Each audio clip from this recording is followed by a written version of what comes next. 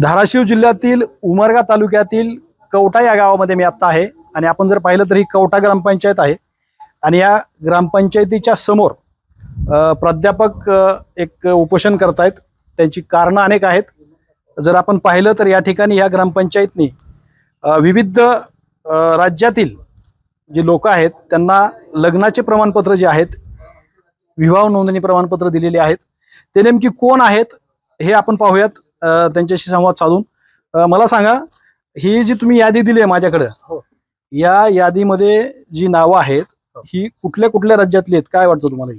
Sir, ही 65 लोकांची विवाह नोंदणी प्रमाणपत्राची यादी आहे। याच्यापैकी 5 ते 7 लोक आमच्या गावातली आहेत।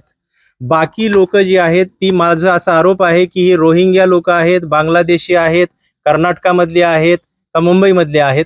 कारण का तर ही विशिष्ट धर्माची म्हणजे मुस्लिम धर्माशी संबंधित असलेली ही लोक आहेत।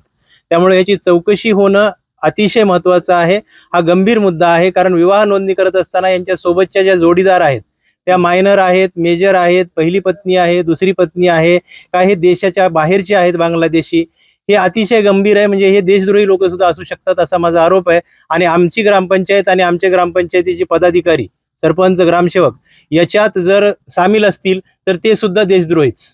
त्याच्यामुळे हा गंभीर विषय आहे आणि माझं गाव याच्यामध्ये बदनाम होता कामा नये। यांना पकडलं गेलं पाहिजे आणि यांची चौकशी झाली पाहिजे। याबरोबरच कामगार मजूर जे आहेत त्यांचे पण प्रमाणपत्र दिलेलं असं आणि ते पण बाहेरच्या जिल्ह्यातल्या लोकांना दिलेत, बाहेरच्या गावाच्या लोकांना दिलेत, हा पण मुद्दा आहे ना? हो, अगदी जर तुम्ही रेकॉर्ड तपासलं तर जवळपास 3200, माझ्या गावात मतदानच आहे 3200, तर 3200हून अधिक बांधकाम मजूर प्रमाणपत्र दिले गेले होते। मधल्या काळामध्ये काही चौकशा झाल्या आणि काही रद्द करण्याची प्रक्रिया सुद्धा झाली। पण ज्या ग्रामपंचायतीची लोकसंख्या, मतदारसंख्याच 3200, तिथं काही हजारापेक्षा जास्त बांधकाम मजूर प्रमाणपत्र बाहेरगावच्या लोकांना दिले गेलेले आहेत। हा माझा स्पष्ट आरोप आहे। चौकशी केली गेली पाहिजे, कारण शासनाचा मोठ्या प्रमाणावर निधीचा अपहार या नावाखाली झालेला आहे। एकंदरीतच आपण पाहिलं तर ही ग्रामीण भागातलं खेडेगाव आहे आणि या गावातली ही ग्रामपंचायत आहे आणि ह्या ग्रामपंचायतने अशा पद्धतीचं अनलिगली काम केलंय असं उपोषणकर्त्याचं म्हणणं आहे। श्रीराम क्षीरसागर, TV9 मराठी, धाराशिव, उमरगा।